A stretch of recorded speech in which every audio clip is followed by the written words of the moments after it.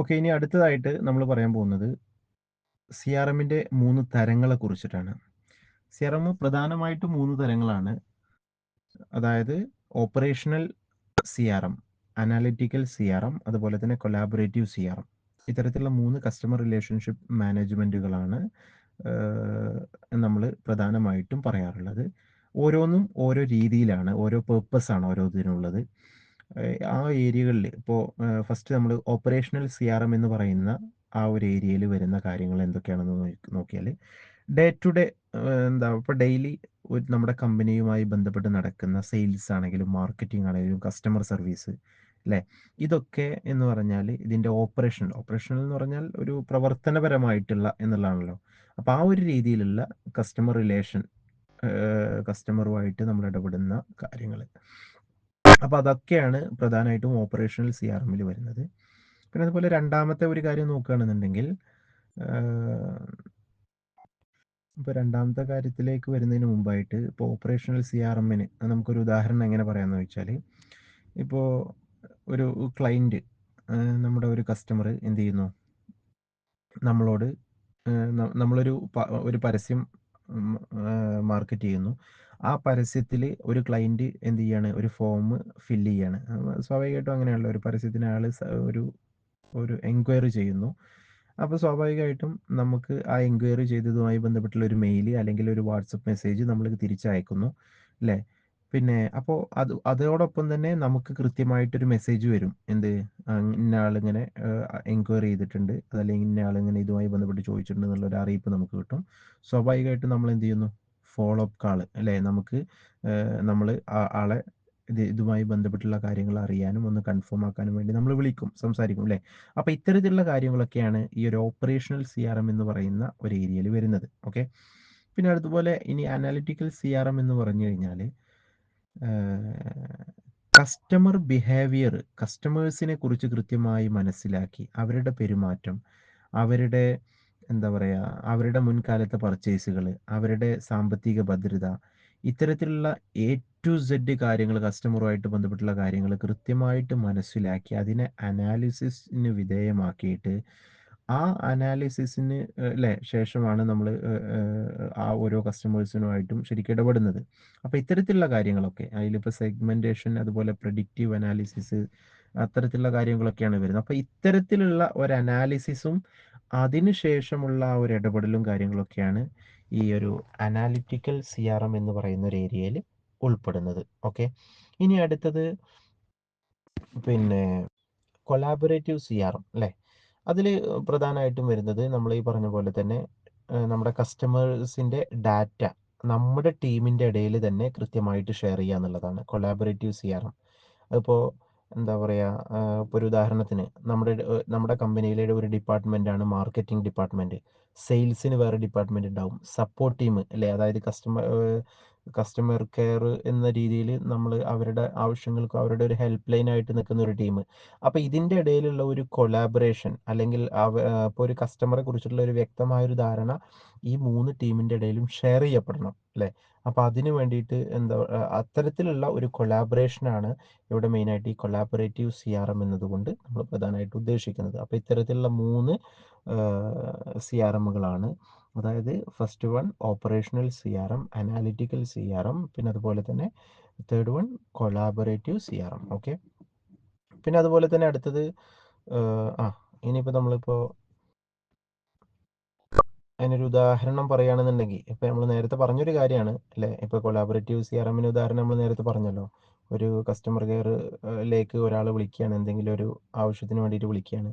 അപ്പോൾ സ്വാഭാവികമായിട്ടും മാർക്കറ്റിങ്ങിൽ എന്തൊരു ഓഫറാണ് നമ്മൾ കൊടുത്തിരുന്നത്, അതുപോലെ സെയിൽസ്മാൻ എന്തൊരു ഓഫറിനാണ് അല്ലെങ്കിൽ എന്തൊരു കാര്യങ്ങൾ പറഞ്ഞിട്ടാണ് ഡിമാൻഡിലാണ് അത് കച്ചവടം ചെയ്തത്, അല്ലെങ്കിൽ എത്ര വാറണ്ടി അങ്ങനെയുള്ള കാര്യങ്ങളൊക്കെ എന്തൊക്കെയാണ് പ്രോമിസ് ചെയ്തിട്ടുള്ളത്, ഏത് പ്രോഡക്റ്റാണ് അവർ പർച്ചേസ് ചെയ്തത്, ഇതൊക്കെ ആരറിയണം, ഇതൊക്കെ പുറത്ത് സപ്പോർട്ട് ടീം അറിയണം അല്ലേ.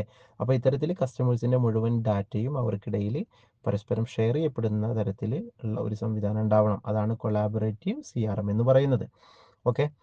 അപ്പോൾ ഈ കാര്യങ്ങളൊക്കെയാണ് നമ്മൾ പ്രധാനമായിട്ട് നമ്മുടെ ക്ലാസ്സിൽ പറഞ്ഞത്. ഏറ്റവും അവസാനമായിട്ട് പറഞ്ഞത്, if you don't know your customer, someone else will.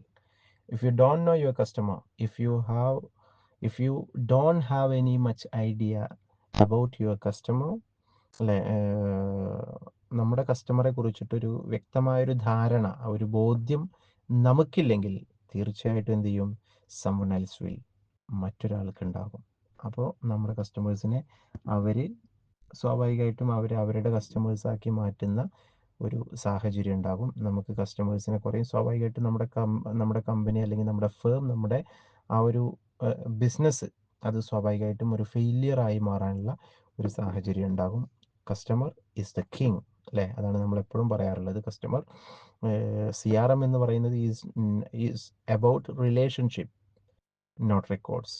നമ്മൾ ഈ പറഞ്ഞ ഓരോ CRMൻ്റെ ഓരോ ഏരിയകളും ഒക്കെ എന്ന് പറഞ്ഞാൽ റെക്കോർഡ്സുകളെ കുറിച്ച്, അനാലിറ്റിക്സിനെ കുറിച്ച്, അതുപോലെ തന്നെ കൊളാബറേറ്റീവ്സ്, ഇതൊക്കെ പറഞ്ഞു കഴിഞ്ഞാലും ഇതിൻ്റെയൊക്കെ ഏറ്റവും ബേസ് എന്ന് പറയുന്നത് കസ്റ്റമറുമായിട്ടുള്ള റിലേഷൻ എങ്ങനെ ഡെവലപ്പ് ചെയ്യാം, ഒരു കസ്റ്റമർക്ക് എങ്ങനെ ആളുടെ സ്വന്തം വീട് പോലെ നമ്മുടെ കമ്പനിയെ തോന്നിപ്പിക്കാം, അത്രയും കംഫേർട്ട് അവർക്ക് നമ്മുടെ കമ്പനിയിൽ ഫീൽ ചെയ്യിപ്പിക്കാനുള്ള വഴികളാണ്, അവരെ പരിഗണിക്കാനുള്ള വഴികളാണ് നമ്മൾ ഈ ഒരു CRM കൊണ്ട് പ്രധാനമായിട്ട് ഉദ്ദേശിക്കുന്നത്. ഓക്കെ, അപ്പോൾ അതിനെ ഡെവലപ്പ് ചെയ്യാനാണ് പ്രധാനമായിട്ട്, റിലേഷൻഷിപ്പിനെ ഡെവലപ്പ് ചെയ്യാനാണ് പ്രധാനമായിട്ട് CRM എന്ന് പറയുന്ന ഒരു ഏരിയ ഫോക്കസ് ചെയ്യുന്നത്. അപ്പോൾ ആ ഒരു രീതിയിൽ നമ്മൾ ഡെവലപ്പ് ചെയ്യുമ്പോൾ തന്നെ നമുക്കും നമ്മുടെ കമ്പനിക്കും ഒരുപോലെ വളരാൻ കഴിയും എന്നുള്ളതാണ്. എനിവേ, നമുക്ക് അടുത്ത ക്ലാസ്സിൽ വീണ്ടും വിശാലമായിട്ട് വീണ്ടും കാണാം. Okay, thank you. Hello guys, good evening. ഇന്നത്തെ CRMൻ്റെ ക്ലാസ് ആരംഭിക്കുന്നതിന് മുമ്പായിട്ട് മുൻ ക്ലാസ്സിൽ നമ്മൾ CRMുമായി ബന്ധപ്പെട്ട് പങ്കുവച്ച കാര്യങ്ങൾ ജസ്റ്റ് ഒന്ന് റീക്യാപ്പ് ചെയ്യുകയാണ്. എന്തുകൊണ്ടാണ് പുതിയ കാലത്ത് CRMന് ഇത്ര പ്രാധാന്യം എന്ന് നമ്മൾ ഒക്കെ സംസാരിക്കുകയുണ്ടായി, അല്ലേ? CRM എന്ന് പറയുന്നത് ജസ്റ്റ് ഒരു സോഫ്റ്റ്വെയർ ഡ്രിവൺ അല്ലെങ്കിൽ ഒരു ഡാറ്റ ഡ്രിവൺ ആയിട്ടുള്ള ഒരു സോഫ്റ്റ്വെയർ ബേസ്ഡ് ആയിട്ടുള്ള ഒരു കൺസെപ്റ്റ് മാത്രമായിട്ട് നമ്മൾ ആരും തെറ്റിദ്ധരിക്കാൻ പാടില്ല. It's A relationship mind set, അല്ലേ? ഒരു ബന്ധങ്ങൾ, നമ്മളുടെ കസ്റ്റമേഴ്സുമായിട്ട് നമ്മൾ ബന്ധങ്ങൾ എങ്ങനെ ക്രിയേറ്റ് ചെയ്യുന്നു, അവരുമായി എങ്ങനെ കണക്ട് ചെയ്യുന്നു, അതെങ്ങനെ മെയിൻറ്റെയിൻ ചെയ്യുന്നു എന്നതാണ് ഏറ്റവും പ്രധാനമായിട്ട് CRMലെ ഒരു ഏരിയ എന്ന് പറയുന്നത്, അല്ലേ? അപ്പോൾ പുതിയൊരു കസ്റ്റമർ നമ്മുടെ ഷോപ്പിലേക്ക് വരുമ്പോൾ ആ കസ്റ്റമറുടെ പേരോർത്ത് അവരുമായിട്ട് സംസാരിക്കുന്ന സമയത്ത്, അല്ലെങ്കിൽ അവർക്ക് എന്താണോ അവരുടെ ഇഷ്ടപ്പെട്ട ഭക്ഷണം നമ്മൾ അവർക്ക് സെർവ് ചെയ്യുന്ന സമയത്ത് കിട്ടുന്ന ആ ഒരു കണക്ഷൻ, അതാണ് CRMൻ്റെ ഏറ്റവും കോറായിട്ടുള്ള ഒരു ഏരിയ എന്നുള്ളത് നമ്മൾ ആദ്യം മനസ്സിലാക്കുക. പിന്നെ അതുപോലെ തന്നെ ട്രഡീഷണൽ മാർക്കറ്റിങ്ങും CRM തമ്മിലുള്ള ഡിഫറൻസസ് നമ്മൾ സംസാരിക്കുകയുണ്ടായി. ഒരു ചെറിയൊരു ഉദാഹരണം പറഞ്ഞു കഴിഞ്ഞാൽ, പണ്ടത്തെ കാലത്ത്, അല്ലേ, ഇപ്പോൾ ഒരു ടി വിയിൽ ഒരു ഷാമ്പു ആയിട്ട് ബന്ധപ്പെട്ടിട്ടുള്ള ഒരു പരസ്യം നമ്മൾ, അല്ലേ, അത് കാണുന്ന എല്ലാ ആളുകൾക്കും ആ ഒരു പരസ്യം തന്നെ ആയിരിക്കും ലഭിക്കുക. പക്ഷെ പുതിയ കാലത്തെ നമ്മളൊരു ഒരു ഒരു ഉദാഹരണം നോക്കുകയാണെന്നുണ്ടെങ്കിൽ, ഇപ്പോൾ കഴിഞ്ഞ മാസം ആ ഷാമ്പു വാങ്ങിയ ആളുകൾക്ക് ഈ മാസം ജസ്റ്റ് ഒരു റിമൈൻഡർ മാത്രമായിരിക്കും അയക്കുന്നുണ്ടാവുക. പിന്നെ അതുപോലെ തന്നെ ഷാമ്പുവിന് വേണ്ടിയിട്ട് സെർച്ച് ചെയ്യുന്ന അല്ലെങ്കിൽ സ്ഥിരമായിട്ട് ഷാമ്പു ഉപയോഗിക്കുന്ന ആളുകൾക്ക് മാത്രമായിട്ട് ഇത്തരത്തിലുള്ള മെസ്സേജുകൾ പോവുകയും, അല്ലെങ്കിൽ ഇത്തരത്തിലുള്ള പ്രത്യേകമായിട്ടുള്ള ആഡ്സും കാര്യങ്ങളൊക്കെ ഷെയർ ചെയ്യപ്പെടുന്ന ഒരു രീതി. അതല്ലെങ്കിൽ ഓരോ കസ്റ്റമേഴ്സിനും അവരുടെ ഡെപ്ത് അനുസരിച്ച്, അവരുടെ കഴിവനുസരിച്ച്, അവരുടെ കപ്പാസിറ്റി അനുസരിച്ച് അവരെത്രത്തോളം പർച്ചേസ് ചെയ്യുന്നത് എന്നൊക്കെ അനുസരിച്ചിട്ട് കൃത്യമായിട്ട് അവരെ ഓർമ്മിപ്പിക്കുകയും അവർക്ക് വേണ്ട പരസ്യങ്ങളും മറ്റുമൊക്കെ പ്രൊവൈഡ് ചെയ്യുന്ന തരത്തിലുള്ള പുതിയ CRM കോൺസെപ്റ്റുകൾ. ഇതാണ് പ്രധാനമായിട്ടും പരമ്പരാഗത രീതിയും പുതിയ രീതിയും തമ്മിലുള്ള വ്യത്യാസങ്ങൾ എന്ന് പറയുന്നത്, അല്ലേ?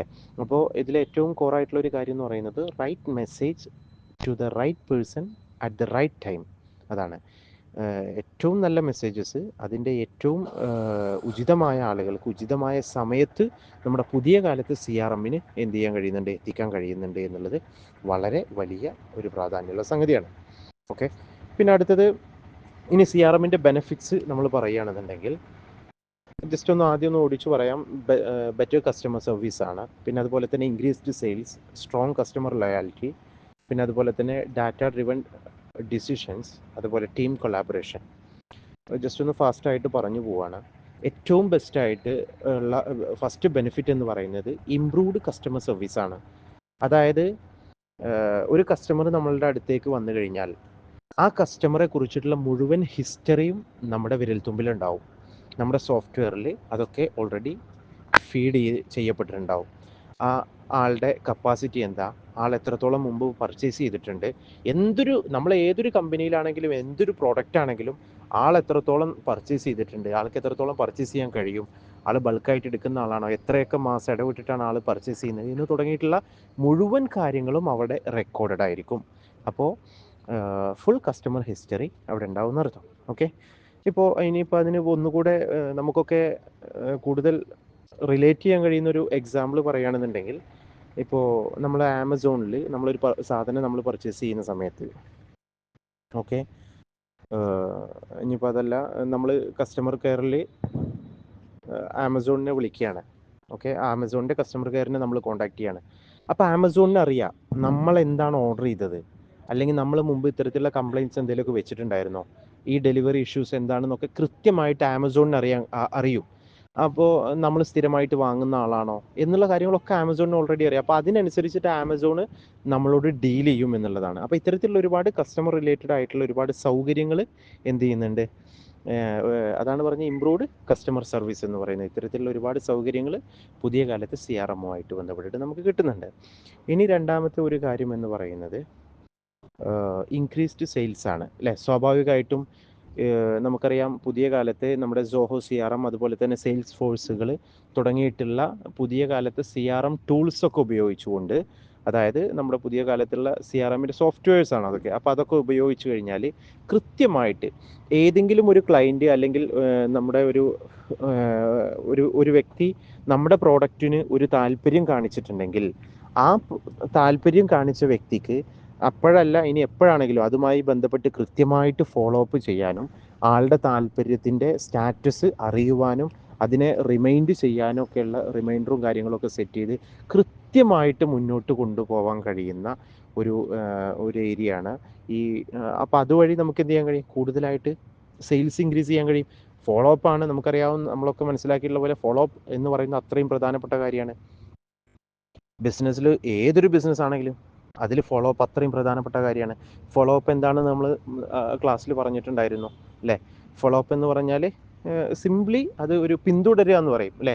ഒരാൾ നമ്മുടെ പ്രോഡക്റ്റിന് ഒരു താല്പര്യം കാണിച്ചു, എന്തെങ്കിലും കാരണവശാൽ അയാൾ അപ്പോൾ ഞാനിപ്പോൾ ചെയ്യുന്നില്ല, ഞാൻ പിന്നെ ചെയ്യാമെന്നോ അല്ലെങ്കിൽ ഞാനൊന്ന് ആലോചിക്കട്ടെ എന്നോ പറഞ്ഞ് മാറി നിന്ന് കഴിഞ്ഞാൽ അതിനെ കൃത്യമായി ഫോളോ അപ്പ് ചെയ്യുക, അതിൻ്റെ എന്താ പറയുക, അപ്ഡേഷൻസ് കാര്യങ്ങൾ ചോദിക്കുകയും കൃത്യമായി ഒരിക്കലും ഒരു വെറുപ്പില്ലാത്ത മുഷിപ്പില്ലാത്ത രീതിയിൽ ഇടപെടുകയും അതുവഴി കൃത്യമായി ആളുടെ താല്പര്യത്തിലേക്ക്, അതുപോലെ തന്നെ ഇനിയിപ്പോൾ ഫണ്ടിൻ്റെ പ്രശ്നങ്ങളാണെങ്കിൽ ഫണ്ട് റേസ് ചെയ്യാനുള്ള ഒരു സൗകര്യത്തിലേക്ക് കാര്യങ്ങൾ ഒരു അനുനയ രൂപേണ സംസാരിച്ചുകൊണ്ട്, അതാണ് ഒരിക്കലും ഹാർഷായിട്ടോ അല്ലെങ്കിൽ ഭയങ്കര റഫായിട്ട് ഇടപെട്ടത് കൊണ്ട് ഒരിക്കലും നമുക്കൊരു സെയിൽസ് അല്ലെങ്കിൽ ഒരു കസ്റ്റമറും നമുക്ക് നമ്മളോട് ചേർന്ന് വരില്ല. മറിച്ച് വളരെ മാന്യമായി, വളരെ റെസ്പെക്റ്റ്ഫുൾ ആയിക്കൊണ്ട്, അല്ലെങ്കിൽ വളരെ എന്താ പറയുക, ഫ്രണ്ട്ലി നമ്മൾ സംസാരിച്ച്, ആ ഒരു ഫ്രണ്ട്ലി ആണെങ്കിൽ പോലും ആ ഒരു ബിസിനസ് സ്പേസ് എപ്പോഴും കീപ്പ് ചെയ്തുകൊണ്ട് സംസാരിച്ച് കൃത്യമായി അത് ഫോളോ അപ്പ് ചെയ്ത് അത് ഒരു സെയിൽസിലേക്ക് ലീഡ് ചെയ്യുന്ന ഒരു പ്രക്രിയ, അതാണ് ആ ഒരു ഫോളോ അപ്പ് എന്ന് പറയുന്നത്. അപ്പോൾ ആ ഒരു രീതിയിൽ നമുക്ക് ഫോളോ അപ്പ് ചെയ്യാനും, അതുപോലെ തന്നെ കൃത്യമായിട്ടുള്ള റിമൈൻഡറുകൾ അയക്കാനും, അതുവഴി നന്നായിട്ട് സെയിൽസ് ഇൻക്രീസ് ചെയ്യാനൊക്കെയുള്ള ഒരു സൗകര്യം നമുക്ക് പുതിയ കാലത്ത് CRM തരുന്നുണ്ട് എന്നർത്ഥം. ഓക്കെ, ഇനി മൂന്നാമത്തെ ഒരു കാര്യം കസ്റ്റമർ റിട്ടൻഷൻ, അല്ലേ? അതായത് നമ്മൾ എന്താ പറയുക, കൂടുതലായിട്ട്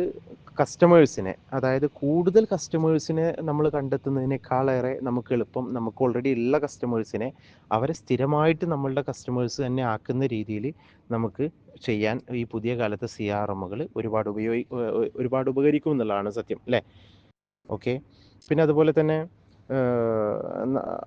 ആ ഒരു സംഗതിയിൽ എന്തുണ്ടാകുന്നതെന്ന് ചോദിച്ചാൽ, ഇപ്പോൾ നമ്മൾ അതിനിപ്പോൾ വേറൊരു ഉദാഹരണം പറയാം. നമ്മുടെ SBI ബാങ്ക് അക്കൗണ്ട് ഒക്കെ ആയിട്ട് നമ്മളൊരു ഉദാഹരണം ക്ലാസ്സിൽ പറഞ്ഞിട്ടുണ്ടായിരുന്നു. അതായത് ബാങ്കുകൾ അതിൻ്റെ ഓരോ കസ്റ്റമേഴ്സിനും കൃത്യമായിട്ട് റിമൈൻഡറുകൾ അയക്കുന്നതും, അതുപോലെ തന്നെ ഓരോ വിഷസും ബർത്ത്ഡേ വിഷും കാര്യങ്ങളൊക്കെ ആയിട്ട് അയക്കുന്നത്. അപ്പോൾ അതൊക്കെ എന്ന് പറഞ്ഞാൽ ഒരു റിമൈൻഡറാണ്. നമ്മളിവിടെ നിങ്ങളെ ഇപ്പോഴും കാത്തിരിക്കുന്നുണ്ട് എന്ന രീതിയിലുള്ള ഓരോ റിമൈൻഡേഴ്സാണ്. അപ്പോൾ ആ ഒരു ലോയൽറ്റി കസ്റ്റമർക്ക് ആരോട് ഫീൽ ചെയ്യാണ്, നമ്മളെ ഈ ഒരു സർവീസ് പ്രൊവൈഡേഴ്സിന്, അതായത് ഈ ഒരു ബിസിനസ് ഫേമിനോട് അവർക്ക് ഫീൽ ചെയ്യും. സ്വാഭാവികമായിട്ടും അവർ വീണ്ടും വീണ്ടും അവരുടെ ആവശ്യങ്ങൾക്ക് ആ ഒരു കമ്പനിയെ തന്നെ, അത് ഏത് കമ്പനിയാണെങ്കിലും അതിനെ തന്നെ തേടി വരുന്ന ഒരു സാഹചര്യം ഉണ്ടാവും എന്നർത്ഥം. ഓക്കെ, ഏറ്റവും പ്രധാനമായിട്ട് നമ്മൾ മനസ്സിലാക്കേണ്ടത് അവിടെയൊക്കെ നമ്മൾ ഇപ്പോൾ അവിടെ ഒരു കസ്റ്റമറെ നമ്മൾ ആ ഒരു രീതിയിൽ ഡീൽ ചെയ്യുമ്പോൾ, അതായത് ആ കസ്റ്റമറോട് നമ്മൾ പറയാണ് ഇപ്പോൾ ആ കസ്റ്റമറെ പ്രത്യേകമായിട്ടൊന്ന് പരിഗണിക്കുന്ന രീതിയിൽ അവർക്ക് വല്ല മെസ്സേജുകളൊക്കെ പോകുന്ന സമയത്ത്, അത് ചിലപ്പോൾ ഒരു ഓട്ടോമേറ്റഡ് ആയിട്ടുള്ള ഒരു ജസ്റ്റ് ഇപ്പം നമ്മൾ നേരത്തെ പറഞ്ഞൊരു ഉദാഹരണം തന്നെ എടുക്കാം. SBI ബാങ്കിൻ്റെ ഹാപ്പി ബർത്ത്ഡേ വിഷ്ണു എന്ന് പറഞ്ഞിട്ട് വിഷ്ണുവിനൊരു മെസ്സേജ് ചെല്ലുന്ന സമയത്ത് അതിൽ വെറും ഒരു ഓട്ടോമേറ്റഡ് മെസ്സേജ് ആണ് എന്ന് വിഷ്ണുവിന് പോലും അറിയാമായിരിക്കാം. പക്ഷെ എന്നിരുന്നാലും അവിടെ എന്താണ്, ഹി ഫീൽസ് വാല്യൂഡ്.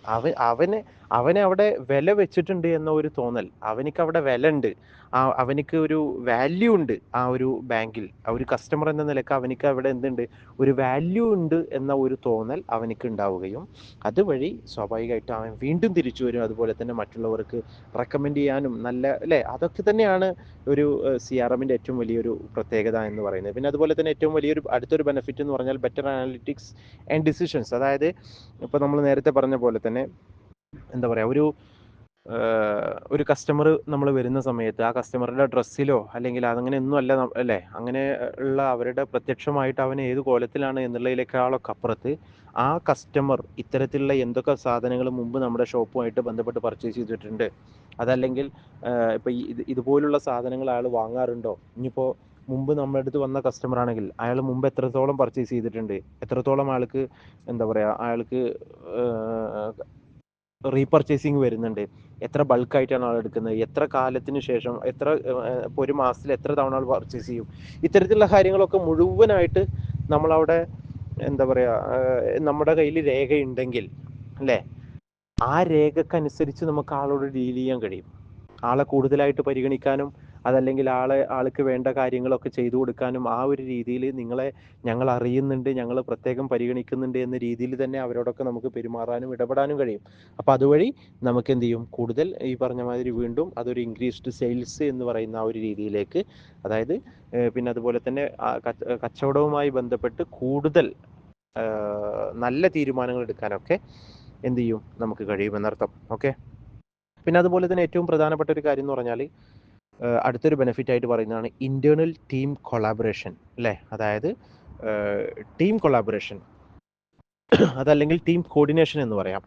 സിംപിളി നമ്മുടെ എന്താ പറയുക, ഒരു കസ്റ്റമർ നമ്മൾ വരുന്ന സമയത്ത് ആ കസ്റ്റമർക്ക് അല്ലേ, നമുക്കറിയാം, ഇപ്പോൾ ഒരു ഉദാഹരണം പറയുകയാണെന്നുണ്ടെങ്കിൽ ആ കസ്റ്റമർക്ക് സെയിൽസ് ടീമാണ് എന്ത് ചെയ്യുന്നത്, ഒരു ലാപ്ടോപ്പ് വിൽക്കുന്നത്. ഓക്കെ, അപ്പോൾ ഈ സെയിൽസ് ടീം ഒരു ലാപ്ടോപ്പ് വിറ്റ് ആ ലാപ്ടോപ്പിൽ എന്തെങ്കിലും ഒരു പരാതി വരുന്ന സമയത്ത് ആ ലാപ്ടോപ്പിൻ്റെ പരാതി രേഖപ്പെടുത്താൻ വേണ്ടിയിട്ട് ഇതിൻ്റെ സപ്പോർട്ട് ടീമിനെ ആ ആ കസ്റ്റമർ വിളിക്കുകയാണ്. ആ വിളിക്കുന്ന സമയത്ത് കസ്റ്റമർ പറയാണ്, അല്ല ഈ സപ്പോർട്ട് ടീം അതായത് കസ്റ്റമർ സർവീസിൽ ഇരിക്കുന്ന ആളുകൾ പറയാണ്, ഏത് ലാപ്ടോപ്പ്, നിങ്ങൾ വാങ്ങിയ ഏത് ലാപ്ടോപ്പ് എനിക്ക് മനസ്സിലാകുന്നില്ല, അങ്ങനെ എങ്ങനെയെന്നുള്ള രീതിയിലുള്ള കൺഫ്യൂഷൻസും സംസാരവും വന്നു കഴിഞ്ഞാൽ സ്വാഭാവികമായിട്ടും എന്താവും, അത് കസ്റ്റമേഴ്സിന് മനസ്സ് മടുക്കാനുള്ള ഒരു സാഹചര്യം ഉണ്ടാക്കും അല്ലേ. പക്ഷേ അതേ സ്ഥാനത്ത് ഇങ്ങനെ നമുക്കിപ്പോൾ ഹബ്സ്പോട്ട് അതുപോലെ തന്നെ മൈക്രോസോഫ്റ്റ് ഡൈനാമിക്സ് തുടങ്ങിയിട്ടുള്ള നമുക്ക് ഒരുപാട് CRMുമായിട്ട് ബന്ധപ്പെട്ടുള്ള സോഫ്റ്റ്വെയറുകളൊക്കെ ഉപയോഗിച്ച് കഴിഞ്ഞാൽ ഇപ്പോൾ ടീമുകൾക്കിടയിൽ ഇപ്പോൾ ഒരു കമ്പനിയിലെ സെയിൽസ് ആണെങ്കിലും അതേപോലെ തന്നെ അതിൻ്റെ എന്താ പറയുക സപ്പോർട്ട് ടീമാണെങ്കിലും അതിൻ്റെ മാർക്കറ്റിംഗ് ടീമാണെങ്കിലും എല്ലാവരും തമ്മിലൊരു ഐക്യം ഉണ്ടാവും. അതായത് ഇപ്പോൾ ഒരു ലാപ്ടോപ്പ്, ആ ലാപ്ടോപ്പിന് 5 വർഷത്തെ ഗ്യാരണ്ടിയാണ് മാർക്കറ്റിംഗുകാർ കൊടുക്കുന്നതെങ്കിൽ അതറിയാതെ ഇവിടുത്തെ സപ്പോർട്ട് ടീമുകാർ പറയാണ് 5 വർഷമൊന്നുമില്ല 2 വർഷമേ ഉള്ളൂ എന്നുള്ള രീതിയിൽ പറയുന്ന ഒരു സാഹചര്യമൊക്കെ ഉണ്ടായാൽ അത് സ്വാഭാവികമായിട്ടും ഒരു ക്ലാഷ് വരികയാണല്ലോ. അപ്പോൾ അത്തരത്തിലുള്ള പ്രശ്നങ്ങളൊക്കെ പരിഹരിക്കപ്പെടാൻ എന്തുണ്ട്, ഇത്തരത്തിലുള്ള ഈ ഒരു CRMൻ്റെ സോഫ്റ്റ്വെയറുകൾ സഹായിക്കാറുണ്ട് എന്നുള്ളതാണ്. ഈ ടീമിൻ്റെ ഇടയിൽ, ഈ സെയിൽസ് ടീമിൻ്റെ ഇടയിൽ പരിപൂർണമായിട്ടുള്ള ഒരു കൊളാബറേഷൻ, ഒരു കോർഡിനേഷൻ ഉണ്ടാവും. എല്ലാത്തിനും ഒരു ഏകീകൃത രൂപം ഈ ഒരു CRMൽ നമുക്ക് കാണാൻ കഴിയുന്ന അർത്ഥം. പിന്നെ അതുപോലെ തന്നെ നമ്മൾ ബെനിഫിറ്റ്സ് പറഞ്ഞു. ഈ ബെനിഫിറ്റ്സ് പോലെ തന്നെ വളരെ പ്രധാനപ്പെട്ട ഒരു കാര്യമാണ് ചാലഞ്ചസ് ഓഫ് CRM. അതായത് ഇതിന് കുറച്ച് എന്താ പറയുക, കുറച്ച് വെല്ലുവിളികൾ എന്ന് പറയാം അല്ലേ. അതായത് CRM എന്ന് പറയുന്നത് നമ്മൾ നേരത്തെ പറഞ്ഞ പോലെ തന്നെ ഒരിക്കലും ഇതൊരു എന്താ പറയുക, ഒരു ടൂളാണ്. ഇത് ഉപയോഗിക്കുന്ന ആളുകൾക്കനുസരിച്ചായിരിക്കും ഇത് എത്രത്തോളം വിജയിക്കും എന്നുള്ളതിൻ്റെ കണക്ക് വരിക, എന്നുള്ളതിൻ്റെ സ്റ്റാറ്റസ് ഉണ്ടാവുക. ഓക്കെ, അപ്പോൾ ഏറ്റവും പ്രധാനപ്പെട്ട ഒരു വെല്ലുവിളി എന്ന് പറയുന്നത് കോസ്റ്റാണ്. ഹൈ കോസ്റ്റാണ്, കോസ്റ്റ് ഓഫ് ഇംപ്ലിമെൻറ്റേഷൻ. അതായത് ഇതിൻ്റെ സ്വാഭാവികമായിട്ടും എന്താ പറയുക, ഈ സോഫ്റ്റ്വെയറുകൾക്ക്, ഇപ്പോൾ CRM എന്ന് പറയുന്ന ഇതുമായിട്ട് ബന്ധപ്പെട്ടിട്ടുള്ള സോഫ്റ്റ്വെയറുകൾ, ആ സോഫ്റ്റ്വെയറുകൾക്ക് ഒരുപാട് കോസ്റ്റ് വരുന്നുണ്ട്. പിന്നെ അത് ആ സോഫ്റ്റ്വെയറിൻ്റെ കോസ്റ്റ് മാത്രമല്ല, ഈ സോഫ്റ്റ്വെയറുകളൊക്കെ അതാത് കമ്പനികൾക്കനുസരിച്ച് കസ്റ്റമൈസ് ചെയ്യണമെങ്കിൽ അതിനും കുറച്ച് കോസ്റ്റ് ഉണ്ട്. നോക്കണേ, അതായത് സാധാരണ സോഫ്റ്റ്വെയർസിൻ്റെ കോസ്റ്റിന് പുറമെ ഇപ്പോൾ ആ സോഫ്റ്റ്വെയർ, ഇപ്പോൾ ഏഷ്യൻ പെയിൻറ്റ്സ് എന്ന് പറയുന്ന ആ ഒരു കമ്പനിക്കനുസരിച്ച് കസ്റ്റമൈസ് ചെയ്യുമ്പോൾ, അതല്ലെങ്കിൽ ഇപ്പോൾ വേറൊരു കമ്പനി എടുക്കാം, ഏത് ലുലുവിൻ്റെ ഒരു ഹൈപ്പർ മാർക്കറ്റിൽ, അതല്ലെങ്കിൽ എന്താ പറയുക, അങ്ങനെ ഒരു ജ്വല്ലറിക്കനുസരിച്ച് അവരുടെ കസ്റ്റമേഴ്സിനനുസരിച്ച് കസ്റ്റമൈസ് ചെയ്യണമെങ്കിൽ സ്വാഭാവികമായിട്ടും എന്തുണ്ട്, അതിൽ വീണ്ടും എക്സ്പെൻസ് വരുന്നുണ്ട്. അപ്പോൾ ഇത്തരത്തിലുള്ള പേയ്മെൻറ്റ്. പിന്നെ അതുപോലെ തന്നെ ഈ കസ്റ്റമൈസൊക്കെ ചെയ്തിട്ട് ഇവരുണ്ടാക്കിയെടുത്തിട്ടുള്ള ഈ ഒരു ആപ്ലിക്കേഷൻ ഉണ്ടല്ലോ, ഈ ഒരു സോഫ്റ്റ്വെയർ ഉണ്ടല്ലോ, ഈ സോഫ്റ്റ്വെയർ ഉപയോഗിക്കാനും വേണ്ട അറിയാം.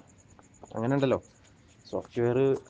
എന്താ, ഇപ്പോൾ നമ്മൾ പുതിയൊരു സോഫ്റ്റ്വെയർ ഇവിടെ കൊണ്ടുവരുന്ന സമയത്ത് അത് ഒരിക്കലും തന്നെ നമ്മുടെ നാട്ടിൽ ഇപ്പോൾ പഴയ കാലത്ത് ഉപയോഗിച്ചു വന്ന ആളുകൾക്ക്, പഴയ കാലത്ത് എന്താ പേപ്പറും പേനയുമായിട്ട് കണക്ക് കൂട്ടി വന്ന ആളുകൾക്ക് ഒരു പക്ഷേ അത് ആ സോഫ്റ്റ്വെയറുകൾ വേണ്ട രീതിയിൽ ഉപയോഗിക്കാൻ കഴിഞ്ഞോളുന്നില്ല. അപ്പോൾ അങ്ങനെ കഴിയാതെ വരുന്ന സമയത്ത് അവർക്ക് അതിൻ്റെ ട്രെയിനിങ് മതിയായ രീതിയിൽ നമ്മൾ കൊടുക്കേണ്ടി വരും. അപ്പോൾ അതിന് സ്വാഭാവികമായിട്ടും ഒരു എക്സ്പെൻസ് നമ്മൾ മീറ്റ് ചെയ്യേണ്ടി വരും. അപ്പോൾ അതും ഒരു വലിയൊരു വെല്ലുവിളി തന്നെയാണ്. ഓക്കെ, ഇനി അടുത്തൊരു വെല്ലുവിളി എന്ന് പറയുന്നത് സ്റ്റാഫ് റെസിസ്റ്റൻസ് ആണ്. നമ്മൾ നേരത്തെ പറഞ്ഞ മാതിരി എന്താ പറയുക, നമ്മൾ പുതിയ ഇത്തരത്തിലുള്ള അപ്ഡേഷൻസ് ഒക്കെ കൊണ്ടുവരുന്ന സമയത്ത് എന്താ പറയുക, ചില സ്റ്റാഫുകൾ പറയുന്നത്, ഞാനിവിടെ 10-20 കൊല്ലമായി, ഞാനിതൊക്കെ പേപ്പറിൽ അത്രയും കാലം ചെയ്തത്, എന്നിട്ടിപ്പോൾ ഇനിയിപ്പോൾ ഈ പറഞ്ഞ പോലെ അത് എന്തിനങ്ങനെയൊക്കെ ആക്കുന്നത്, അങ്ങനെയൊക്കെ പറയുന്ന ഒരു പഴഞ്ചൻ ചിന്താഗതിയുള്ള, അല്ലെങ്കിൽ എവിടെയും ഒരട് വർത്താനം മാത്രം പറയുന്ന കുറേ സ്റ്റാഫുകളൊക്കെ എല്ലായിടത്തും ഉണ്ടാവും അല്ലേ. അപ്പോൾ അത്തരത്തിലുള്ള സ്റ്റാഫുകൾ നമുക്കൊരു പരാജയമായിരിക്കും. ഓക്കെ, അതിന് ഉള്ള സൊല്യൂഷൻസ് എന്ന് പറയുന്നത് നന്നായിട്ട് ട്രെയിൻ ചെയ്യുക അവരെ. പിന്നെ അതുപോലെ തന്നെ ഈ CRM കൊണ്ട് നമുക്ക് എന്തൊക്കെ ഉപകാരം ഉണ്ട് എന്നുള്ളത് അവരെ പറഞ്ഞ് മനസ്സിലാക്കുക, അത്രേ അതിൽ ചെയ്യാനുള്ളൂ. അവർക്ക് നല്ല ട്രെയിനിങ് കൊടുക്കുക, നന്നായിട്ട് അവരെ പറഞ്ഞ് മനസ്സിലാക്കുക. ഓക്കെ, പിന്നെ അതുപോലെ തന്നെ അടുത്ത ഒരു ചാലഞ്ച് എന്ന് പറയുന്നത് ഡാറ്റ പ്രൈവസി ഇഷ്യൂസ് ആണ്. നമുക്കറിയാം, നമ്മൾ പല കമ്പനികൾക്കും പല ആവശ്യങ്ങൾക്കും ഒക്കെ ആയിട്ട് എന്താ പറയുക, ആധാർ കാർഡ് അല്ലെങ്കിൽ മൊബൈൽ നമ്പറുകൾ കാര്യങ്ങളൊക്കെ കൊടുത്തിട്ട് പിൽക്കാലത്ത് പലതും അതൊക്കെ ദുരുപയോഗം ചെയ്യപ്പെട്ട സാഹചര്യങ്ങൾ പലപ്പോഴും നമ്മൾ കണ്ടവരാണ്. അതല്ലെങ്കിൽ പല ആളുകൾക്കും അത് ചിലപ്പോൾ പലയിടത്തും ഫീൽ ചെയ്തിട്ടുണ്ടാവും. അപ്പോൾ ഇത്തരത്തിലുള്ള പ്രശ്നങ്ങളൊക്കെ മൊത്തത്തിൽ എന്ത് ചെയ്യാണ്, ഈ ഒരു CRMൻ്റെ വലിയൊരു വെല്ലുവിളിയായിട്ട് അത് മാറാൻ സാധ്യതയുണ്ട്. അപ്പോൾ എല്ലായിടത്തും ഇതിൻ്റെയൊക്കെ ബേസിക് റൂട്ട് ആയിട്ടുള്ള ഒരു കാര്യം എന്ന് പറയുന്നത് ഒരുപാട് എന്താ പറയുക, ഈ CRM എന്നുള്ള കൺസെപ്റ്റിലല്ല പ്രശ്നം, മറിച്ച് അത് ഉപയോഗിക്കുന്നവർ ഏത് രീതിയിൽ ഉപയോഗിക്കുന്നു എന്നുള്ളിടത്താണ് ഇതിൻ്റെയൊക്കെ ഏറ്റവും വലിയ പ്രശ്നങ്ങൾ കിടക്കുന്നത് എന്നാണ് നമ്മൾ മനസ്സിലാക്കേണ്ടത്. ഓക്കെ, ഇനി അടുത്തതായിട്ട് ടൈപ്സ് ഓഫ് CRM. പ്രധാനമായിട്ട്